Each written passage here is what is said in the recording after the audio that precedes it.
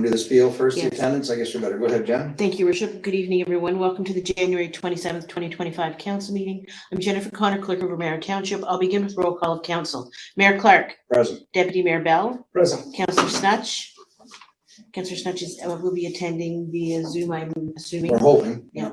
Councillor Fisher. Present. Councillor Tuyu. Present. Councillor Goff. Present. Councillor Bell. Present. Thank you. Okay, I've got a motion that council goes into closed session at 5:00 p.m. to discuss a solicitor-client matter in accordance with section 239(2)(f) of the Municipal Act. Moved by the Deputy Mayor, second by Councillor Goff. All in favor? That is carried. Okay, Maddie, if you want to get us in the breakout room, please. Do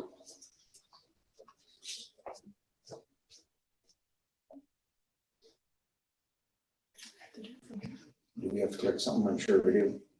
We are not. Yeah, right there. I was just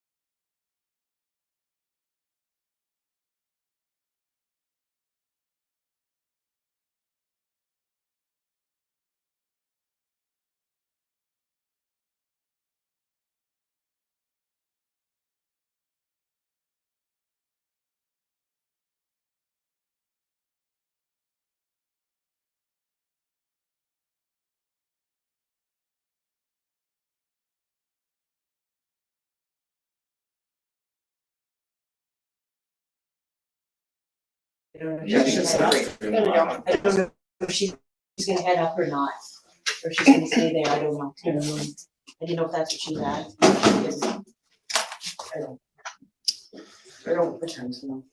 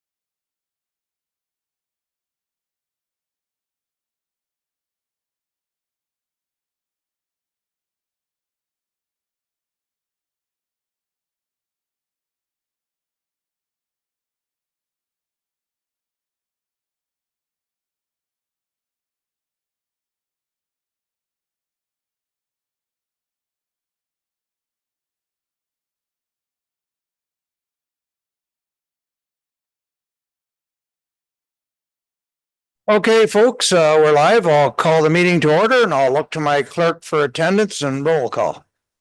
Thank you, Your Worship. Good evening, everyone. Welcome to the January 27th council meeting. I'm Jennifer Connor, Clerk of Ramara Township. I'll begin with roll call of council. Mayor Clark. Present. Deputy Mayor Bell. Present. Councillor Snutch. Councillor Snutch is intending on attending. Councillor Fisher. Present. Councillor Tuyu. Present. Councillor Goff. Present. Councillor Bell. Present. Thank you.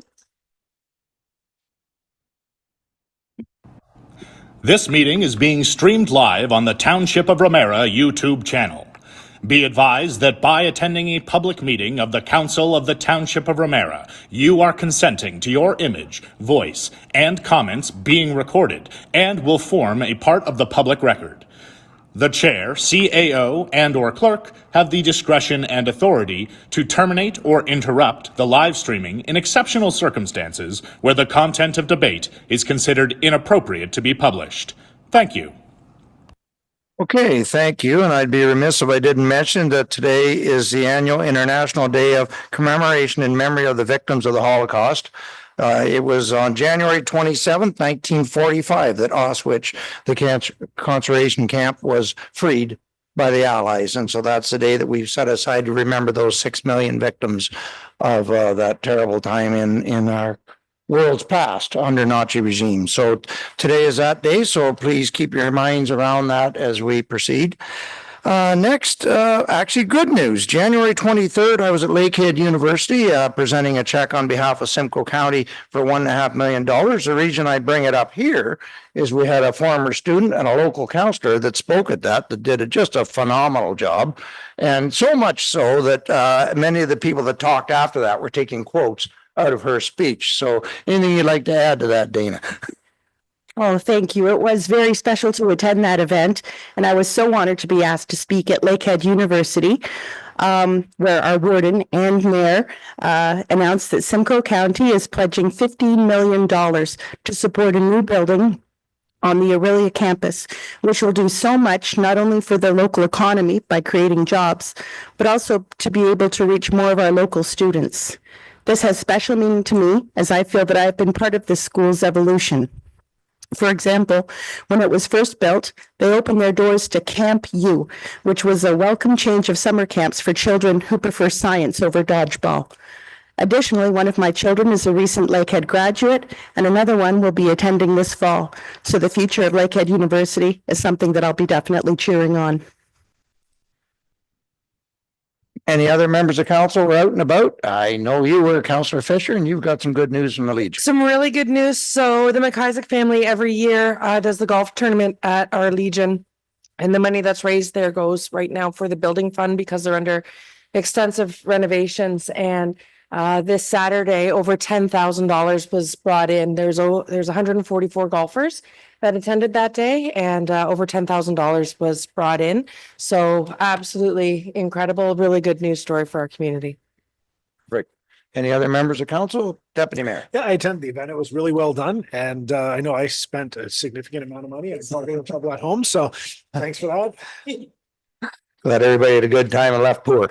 That's the way we like to hear these fundraisers. So with that, I think I have some motions from the in-camera, do I not, Jennifer, that we should pass? Yes, you do, Your Worship. You have two. I'm sorry, Gail, Marks from our CAO. Thanks, Miss. Thank you very much, Your Worship. And I'll just take a couple of moments. I'll first start off by extending a thank you to the Ramara Fire Team, led by Chief Stong. Chief Stong and his team provided mutual aid assistance to our friends in Aurelia during a significant fire last week. And certainly, Mr. Mayor, this is an excellent example of when our neighbors need help, there are no boundaries. So thank you to Chief Stong and his team for providing excellent service and for all of your efforts. I would also like to remind the community that we're having our Recreation Master Plan open house on Wednesday, February the 5th from 4 p.m. to 7 p.m. at the Township Administration Building. So this is your opportunity to come and share your views, your ideas, and provide input into the draft recreation plan. Certainly more information is available on our website. And also sharing, your worship, if I can, that we're hiring. We're looking for wonderful dynamic people to join Team Ramara and looking for full-time contract and seasonal summer staff. And certainly all that information is available on our website. And lastly, Mr. Mayor, the Township Administration Building will be closed on Family Day, which is Monday, the 17th, and will reopen on February the 18th at 9 a.m. Thank you, Worship. Thank you, CEO, and sorry about that.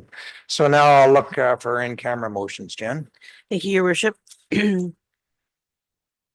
first resolution is that we discussed a solicitor-client matter and that staff proceed as directed. Moved by Counselor Goff, second by Counselor Fisher. All in favor? That is carried. Thank you. And the second one?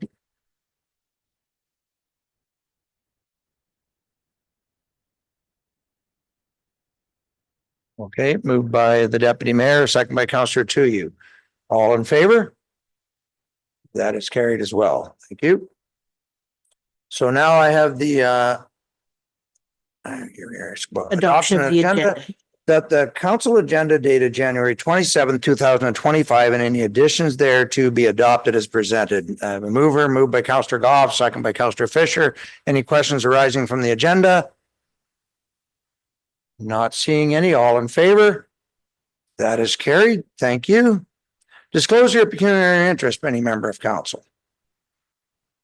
Did I miss the open Your forum? worship, I you'll have think to I go up to open forum regarding Yes, agenda I items. scroll ahead. I'm really gonna have to start wearing my reading glasses here. I put it off as long as I can and I didn't bring them tonight. So yes, I do have the open forum regarding any item on the agenda. So if somebody would like to speak, you're allowed 1 minute. Members of staff will not engage or debate in the forum, and it's not a question period. It's just your chance to speak for 1 minute on anything on the agenda. If there's anything you'd like to speak on to the folks here. Not seeing any, and now I'll get back to my agenda. Thank you, Madam Clerk. I knew I missed it somewhere. Disclosure of pecuniary interest. Sorry, your worship, we'll have to go to 5 adoption of minutes. Wow. Is there a print? Here, give me that. I see it. I got larger writing on this one. All right, adoption of agenda. Just give me 1 second. Not my night. Item 5. That the special council meeting minutes dated January 6, 2025 be adopted as presented. Moved by the Deputy Mayor, second by Counselor Goff. Questions on the minutes? All in favor? That is carried. Thank you. Now, disclosure of pecuniary interest, a member of council. Not seeing any. So now we go to motions to which notice has been previously given, and we have one. Madam Clerk? Thank you, your worship. Moved by Councillor Bell, seconded by Councillor Goff. Whereas grade crossing regulations prohibit railway equipment from unnecessarily obstructing public grade crossing, including by leaving standing equipment on a crossing service and activating warning systems for more than 5 minutes while vehicular or pedestrian traffic is waiting to cross. And whereas section 98.1 of the regulations require railway companies and road authorities to collaborate to resolve safety concerns at public grade crossings when a municipality declares by resolution that the regular obstruction creates a safety concern. And whereas the Brecon East grade crossing located in the Township of Ramara, County of Simcoe, has been regularly obstructed by railway operations, causing significant safety concerns, including delays to emergency response vehicles, risk to public safety near Brecon Public School and Brecon Ballpark, and traffic congestion that impairs local mobility and access to essential services. And whereas these obstructions contravene the intent of the grade crossing regulations and present an ongoing risk to public safety and community well-being. Therefore, be it resolved that the Council of the Township of Ramara formally declares that the regular obstruction of the Brecon East grade crossing creates a safety concern under section 98.1 of the grade crossings regulations, and that the Township of Ramara requests collaboration with CN Rail and appropriate federal and provincial agencies to resolve these safety concerns through both short-term and long-term solutions. Short-term, by publishing a schedule and reporting when obstructions will occur to provide timely information to all parties. Long-term, by constructing a vehicular bridge over the railway to prevent regular obstructions and ensure public safety and consistent community access. And that the Township of Ramara notifies the Federal Minister of Transport and Provincial Minister of Transportation, CN Rail, and other relevant stakeholders in writing of this resolution. And that council directs staff to initiate this response immediately and work with CN Rail to ensure short-term resolution is in place within the 90-day collaboration and mediation period as stipulated in the grade crossings regulations. And that parties remain in collaboration until the long-term solution and timelines are identified to the satisfaction of all parties. And that if no short-term resolution is reached by within the 90-day period as stipulated by the grade crossing regulations, the Township of Ramara will notify the Minister of Transport to escalate the matter for further action. Okay, thank you. Councillor Bell, your motion, would you like to speak on it? Sorry, thank you. No, I didn't think that I would be speaking tonight on the matter. I didn't think I'd have the opportunity. So yeah, thank you. I appreciate it. And I don't know that there's too much to say. I think we've all experienced being seated at that crossing for upwards of 30 and even 40 minutes at times.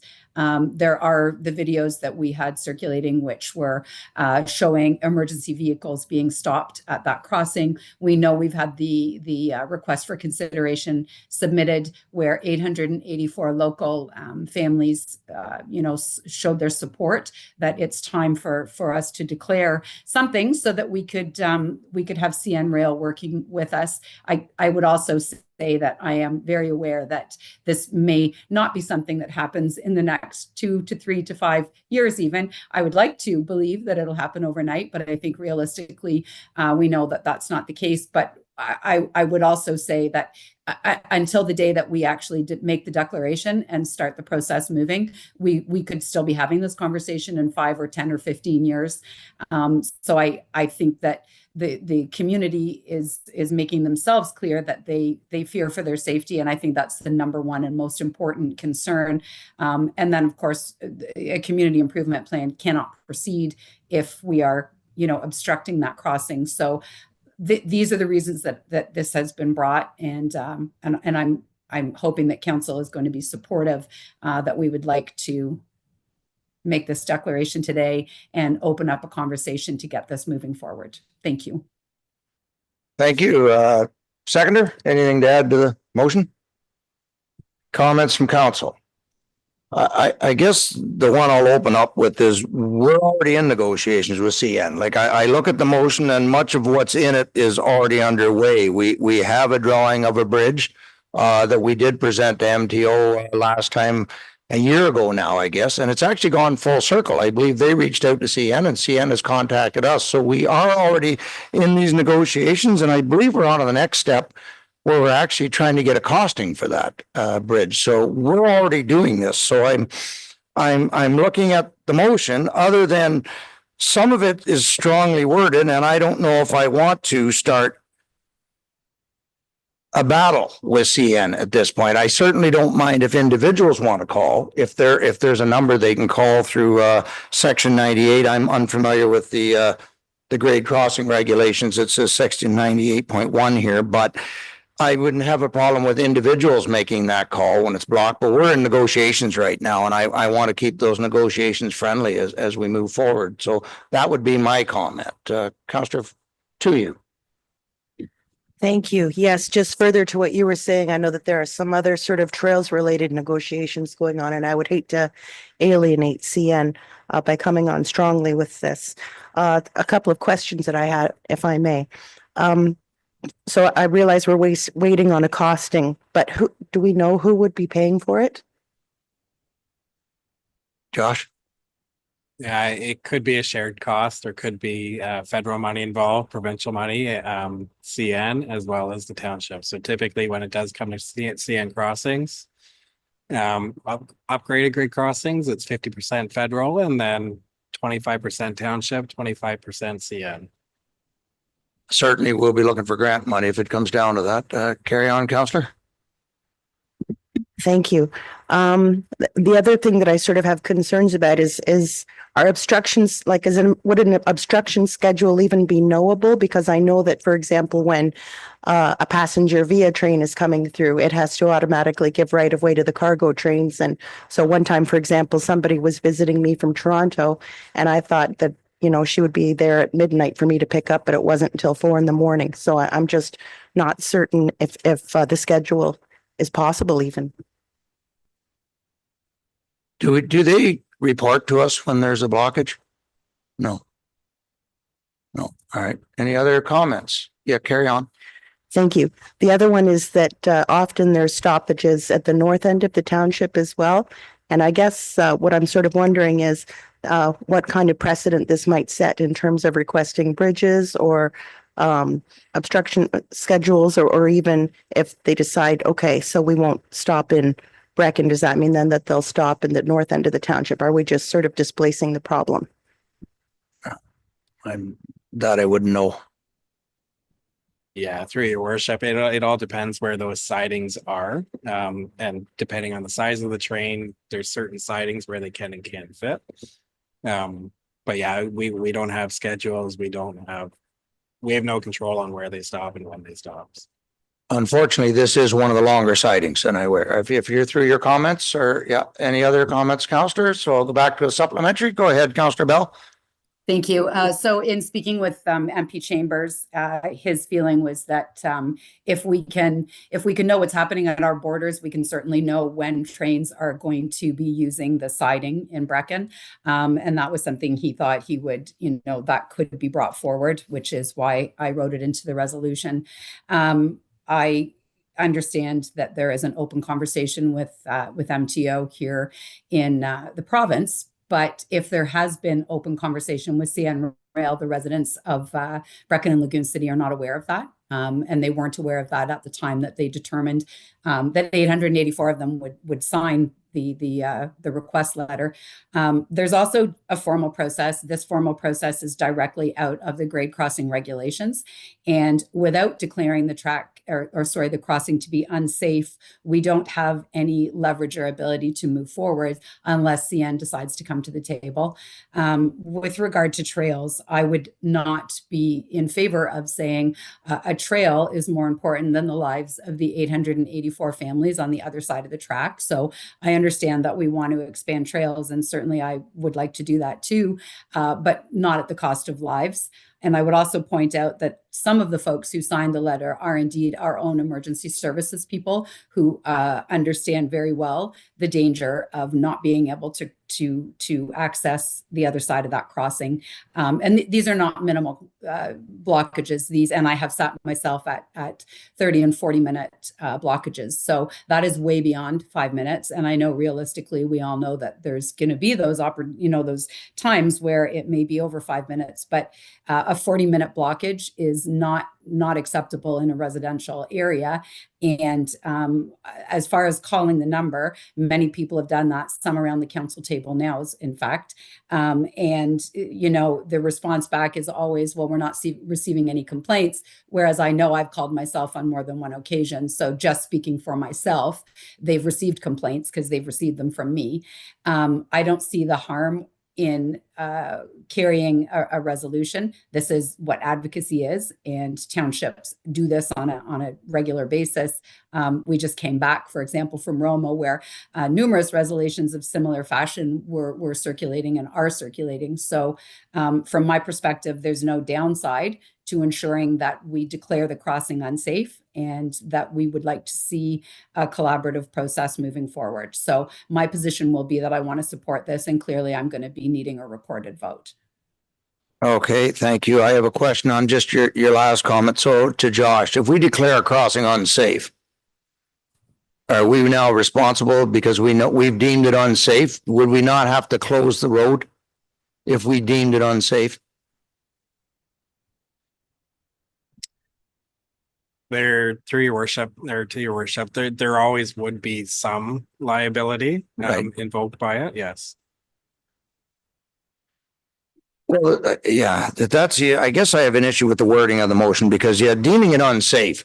It is a safe crossing. It just gets blocked for long periods of time. And so it's not unsafe. It's just being blocked for extended period of time. Well, the trains, which we're well aware of and CN's well aware of, which is why we're in this negotiation, between MTO, CN and ourselves to try and find a long-term solution. Councillor Fisher. Thank you. We don't have notice of motions very often onto the agenda. So procedurally, before I pose my question, there's no recommendation from staff to know what we're actually doing with this notice of motion, and maybe that's typical. That's typical. So we have to create our own, what we're doing with this motion, right? What you're doing is proposed in the motion. Whether we're accepting it and receiving it as information. Okay. Then, okay.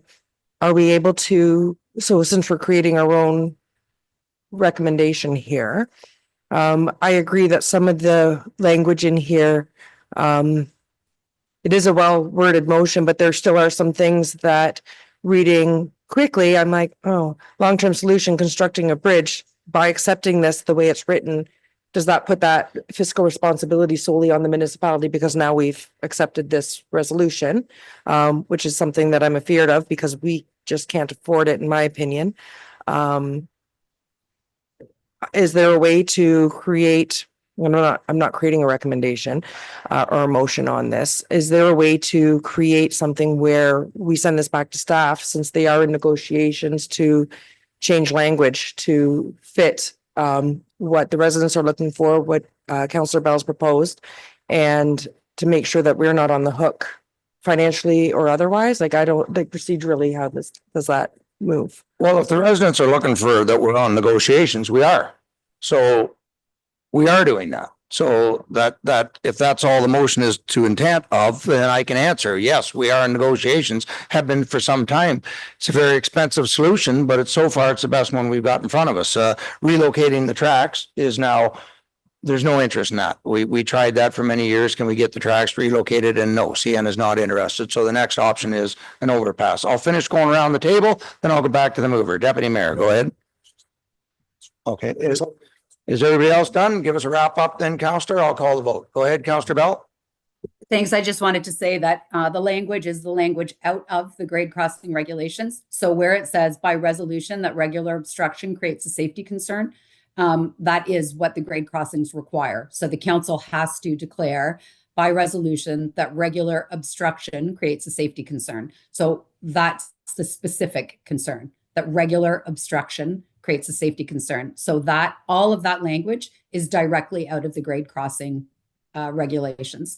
And that is exactly how it's worded, that we have to declare that the obstruction creates a safety concern. And I believe that it does. So I just want to point out that this isn't my language, or I didn't, pick this from a fruit tree or whatever. This is specifically what the grade crossings require us to do in order to say that that obstruction creates a safety concern. Okay. Any other questions, comments? Call the vote. Recorded vote been requested by the councillor. Thank you, Your Worship. Please state if you're for or against the notice of motion. Councillor Bell. In favor. Mayor Basil Clark. Opposed.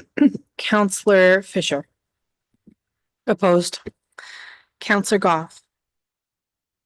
In favor. Councillor Snutch is absent. Councillor to you. Opposed. And Deputy Mayor Bell. Opposed. Thank you, Worship. That motion is defeated. Okay, thank you. Next on the agenda, have public meetings. We have none. But now I have presentations and receiving the petitions and deputations, and Kathy Kerr is here. Welcome back. It's been a while, Kathy. Come on up to the microphone whenever you're ready.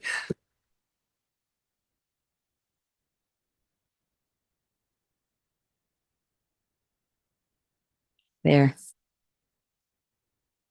Okay, start the clock. Good evening, and thank you, Mayor Clark and Council, for your dedication to Ramara. It's a challenging job. I'm Kathy Kerr, 133 Matchedash. I have a soft spot for Ramara as I spent many years living here and appreciate the opportunity for civic engagement. I believe it's vital to our democracy. It's my privilege and pleasure to be here to discuss important topics that affect us all and to propose an economical idea. Welcome news for strained budgets and fiscal restraints. I'd like to take a moment to highlight what defines Canada's unique identity.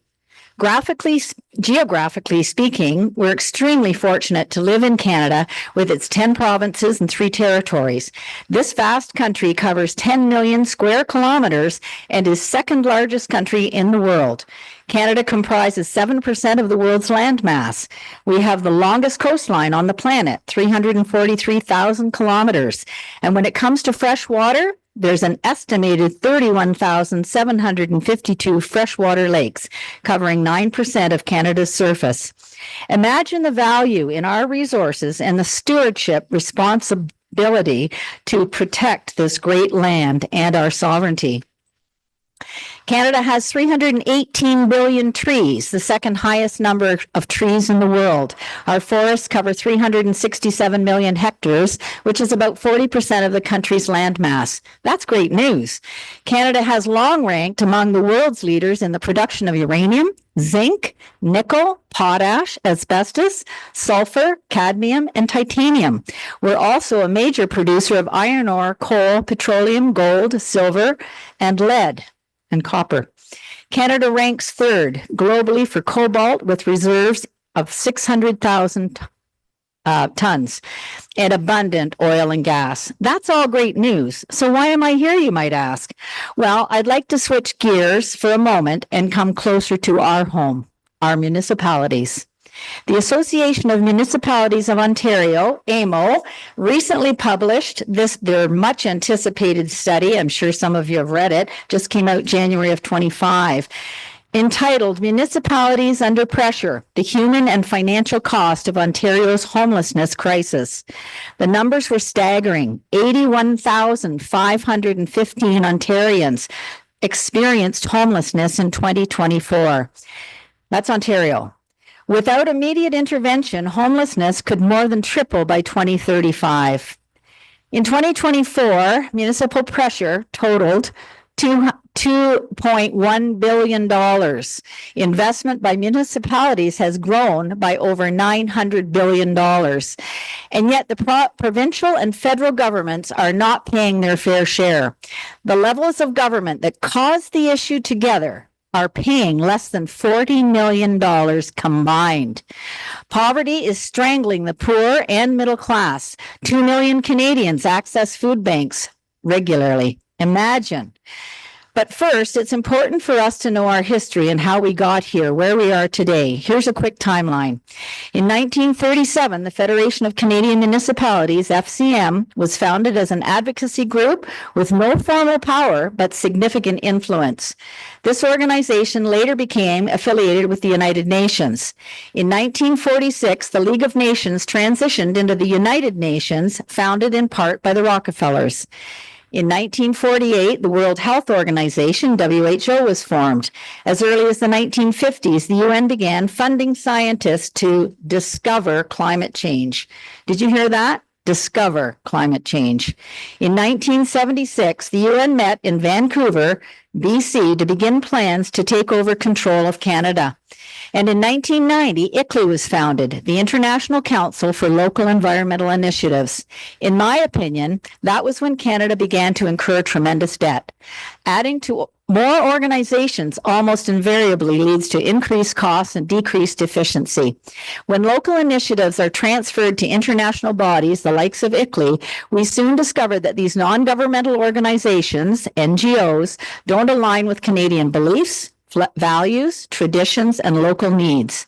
We have abundant land for locally grown food. So why are 2 million Canadians utilizing the food bank regularly?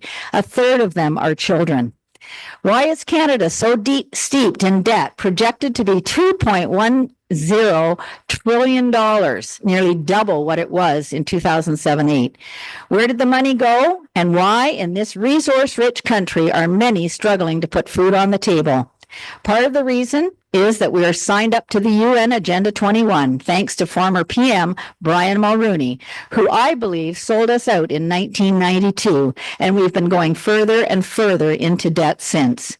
Did you realize that we are one of the few countries that pays carbon tax? That's right. China, the biggest emitter, pays no carbon tax. India pays no carbon tax. I realize that this is controlled at the federal level, and I will share my thoughts as to how we can save money at the municipal level. Here's the good news. We are not indebted to NGOs known as ICLEI. This is a voluntary national organization that has little or no obvious tangible benefit for Canada. Have you listened to the FCM staff partnered with ICLEI when they attempt to sell their free program? And the ICLEI rep didn't even show up. The presenter was unconvincing and unable to answer basic questions that councillors asked. Questions like, what is the percentage of carbon dioxide in the atmosphere? Or how long would it take staff to complete the 5-step milestone framework in the climate protection plan? One would assume that it might be reasonable to have the data at your fingertips to know what percentage we're dealing with before taking time to reduce emissions. I imagine when any of you make a presentation that you come as prepared as possible. You've done your homework. If there is no financial benefit for municipalities being involved with ICLEI, why remain in the program? They accept no liability, yet we continue to support them, taking valuable staff time, your staff, and effort at a time when fiscal responsibility is more crucial than ever. The Federal Green Slush Fund is riddled with scandal. I don't know if you're following it, but it's pretty disgusting. I wonder about the Green Municipal Fund, which would be giving you grants, don't you? Countries around the world are withdrawing their funds from organizations like the UN, WEF, and WHO. It has been rumored that the UN Geneva is closing. That would save hard-working taxpayers a lot of money, and municipalities would become the real decision makers in our communities, as was originally planned. Imagine with the money we save, we could feed those folks lined up at the food bank. What can we do at the local level? We can discontinue all affiliation with money-hungry, optional organizations for starters. Yes, we can exit them. This would remove us from the UN programs like the Intergovernmental Panel on Climate Change, IPCC, and Partners for Climate Protection Program, PCP. And finally, here's the great news. Canada is already carbon neutral, thanks to our trees. And so there's no business case for net zero in Canada. Canada should not be paying any carbon tax. And by removing the carbon tax, we would save in excess of $5.7 billion per year. That would feed many hungry people. You folks have the power and authority to remove Ramara from ICLEI and save a lot of time for your staff and tax money for your constituents. I hope that you will do your own research and you'll find for yourself no benefit, only liability. Thank you for your time. Thank you, Kathy. I don't know if you've had a chance to read this. You can download it. It's very saddening. It's disgusting in this country that we put up with this. It really is. I'm not sure. Do we give any money to ICLEI? I didn't think we did, but we can certainly find out. Yeah, that would be great. I have done a lot of research on this over the years, on the United Nations in particular. I have done a booklet for each of you on my research, my personal research, and I think you'll be quite alarmed. I really do. It's not the good United Nations that we all thought it was. It really isn't. They have a deep, dark, corrupt agenda. And the more that we can bring this to light to people, the better off we'll all be. And I know, Mayor Clark, I know you're warden of Simcoe County. I know that was passed at Simcoe County before your time. But it's crazy trying to get your staff to spend all that time on a scam. I'm sorry, that's what it is. Well, where we get caught, and here again, we follow the policy laid down by the province. So we would have to look into that to see if that's even an option for us, because as they always say, we're what they call a child of a province. The only reason municipal government even exists is because the province of Ontario allows us to exist. Because we deal with matters that they don't really want to be bothered with, right? I know. So, And we need more civic engagement from people. We really do. It's quite disgusting, the amount of people that show up tonight. I've got some friends and family here tonight, but that's, that's their choice. I And you know, recognize some, yes, yes, I do. Yeah. Anyway, if I may, I'll hand out these quickly and, Yes, absolutely. thank you for your time. And I'll go to, I'll start with Deputy Mayor and then Councillor to you. Thank you, Kathy. Quick question for you. What is your background? Yeah. Oh, your mic there. Turned it off. I had a business with my husband for 7 years, very successful business in pharmacy. He's glad he's not in it now. I was a registered nurse by profession. I've taught at Georgian College. I spent many years in the operating room in Toronto and Guelph, other places where we have lived.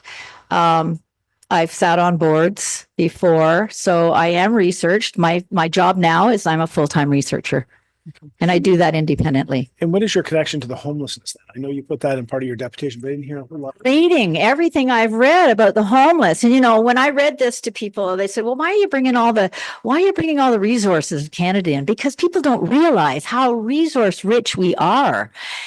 And we have homeless people that have jobs. The food people at the food bank, a lot of them have jobs. They cannot make ends meet. And it's only going to get worse, because if you've read Agenda 21, I brought the book tonight. I've read it through and through. This has been planned for many, many years, and it's only going to get worse with the land grabs. We've seen it at the provincial level, and it's coming down to us.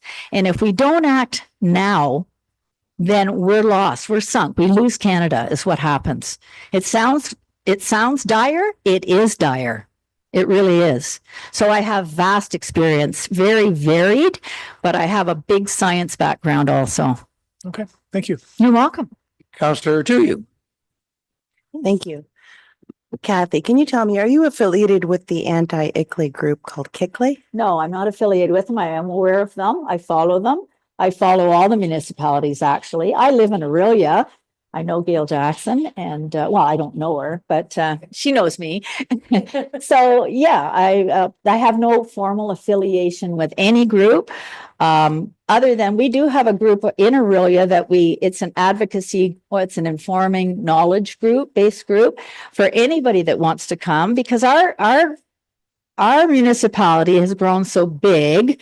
They don't want to talk to the average person. And I know I have a very good relationship with this council over the years. We've been gone now for 4, but I was a regular attendant at municipal, and Mayor Clark can stand for that. I mean, that, right? I mean, I was very active. So I'm doing this for you. I'm doing this for me. I'm doing this for everybody. I don't need to be affiliated with anybody. I know what I need to do. I need to educate people so that you know what's going on. So when the hammer comes down, you are warned. Anyway, that's my place. I don't have any money to be made. I don't take any money. I do this at my own expense. I do get some help from our group when they want to donate money. We have very interested, neighbors, friends that are interested, are awake, do know what's going on. So that's where we get our momentum. Thank you. You're welcome. Okay. Well, you've given us something to look at. Councillor Bell, go ahead. Thank you. I just wanted to say thank you, Kathy. I know sometimes when we're not in the room, you don't know that we're listening. So I just wanted to just say thank you, and that I did hear you, and that I will look forward to reading the material that you're leaving. I'll leave yours with Ashley. Thank you very much. Okay. Thank you so much. Absolutely. We will have a look at it. Thank you so much. Right. Thank you, Kathy. And do I have a motion? Yes, you do, your worship.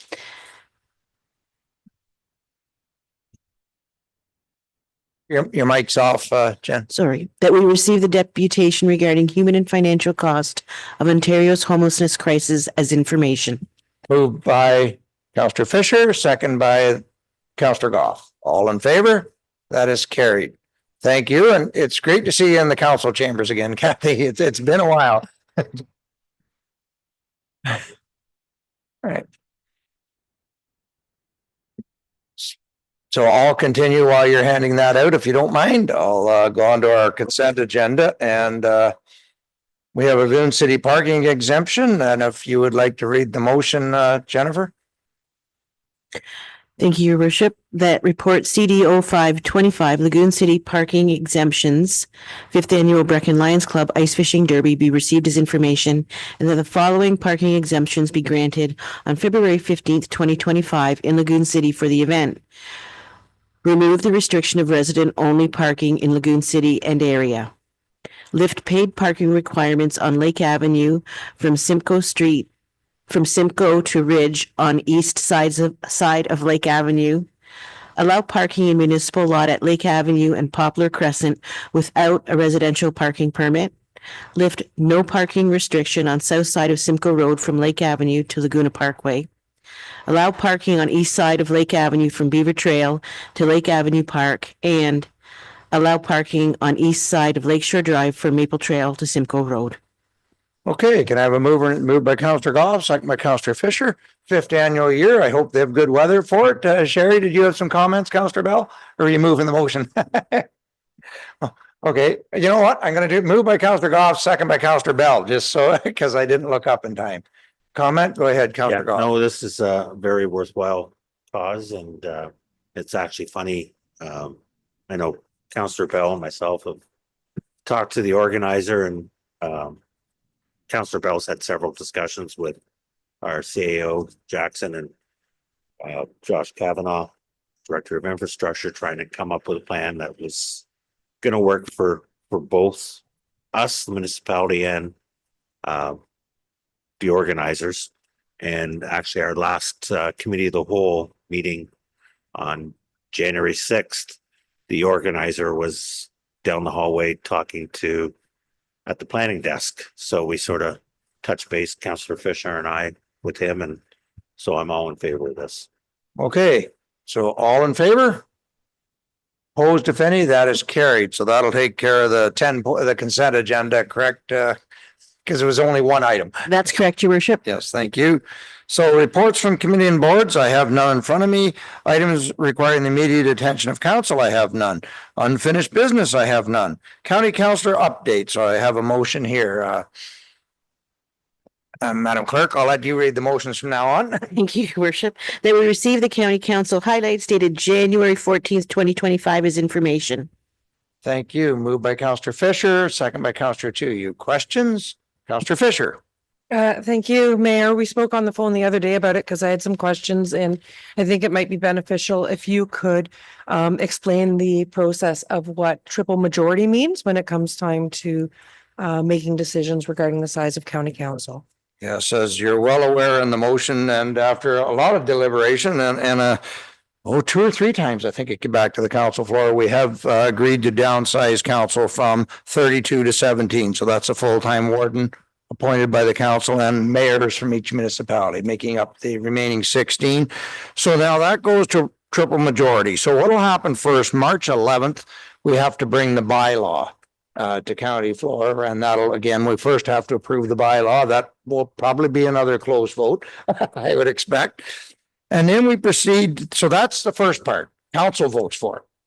Then the bylaw is circulated to the 16 municipalities, and a majority of the 16, so 9 of the 16 municipalities must also support the bylaw. And then the third part of the triple majority is of the 9 or more that support it, it has to make up more than 50% of the population of Simcoe County. So they take each of those municipalities that's in support, and when you add it up, it's got to equal more than 50% of the population. So that's the 3 pillars for the triple majority. First county council, then the majority of the actual councils, and then that has to represent the majority of the population. Long process. That's why it had to be passed in January, because to proceed, it takes pretty much a full year by the time that's completed. Councillor Goff. Thank you, Mr. Mayor. When do you expect to see this in front of our council? If the public meetings in March, the bylaw would probably be, well, first the bylaw is presented, and then the public meeting scheduled. I can't remember if the public meeting or the bylaw. I can't remember what order. I would expect then the public meeting. Yeah, it'd be April or May before it gets to us. Okay. Yeah, so still some time. I'm interested to see what the feedback is from the public meeting. So any other questions on that? something to come up in the new year. Okay, if there's nothing else, all on receiving the county council highlights, all in favor? That is carried. Thank you. Announcements and inquiries, members of council. And just as we're going through a procedure bylaw, I'm actually going to move that announcements to the start of the meeting I think that'd be a good suggestion because that's when I like to do the announcements when we used to have an audience. So go ahead, Councillor Tuyu. Thank you. I have a good news announcement that I would like to share. The Polyethics Plastic Plant in Aurelia just announced on Friday that they are phasing out their practice of adding a synthetic lavender scent to their garbage bags, which had been making local residents feel sick and unable to enjoy the fresh air. As you know, I had been advocating for several of my residents in Atherley who had let me know they were being negatively impacted by attending public meetings in Aurelia and eliciting this council's generous support and requesting that Ramara send a letter to the MECP to indicate that this issue went beyond the borders of the city of Aurelia.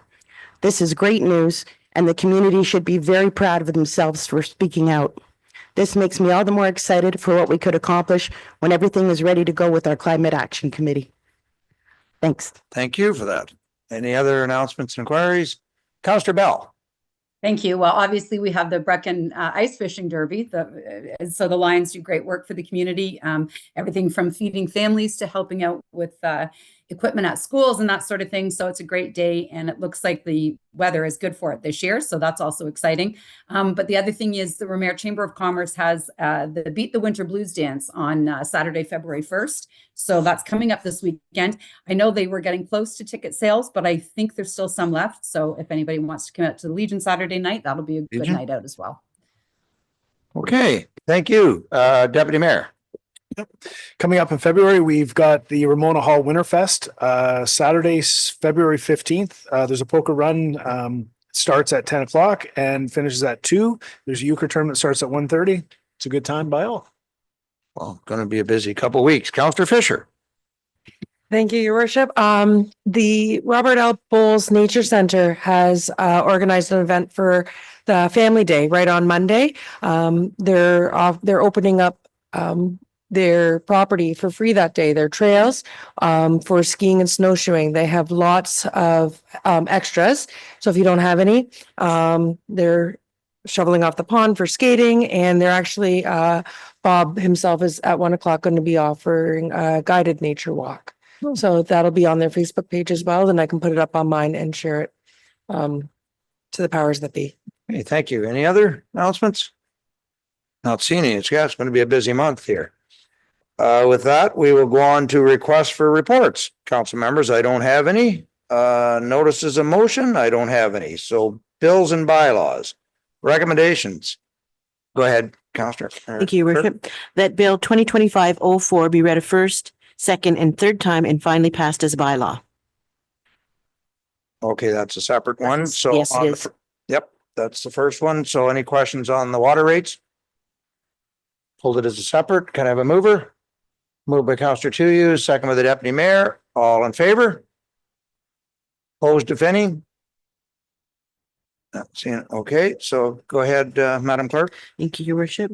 That bills number 2025-05, 2025-06, 2025-07, and 2025-08 be read a first, second, and third time and finally passed as bylaws.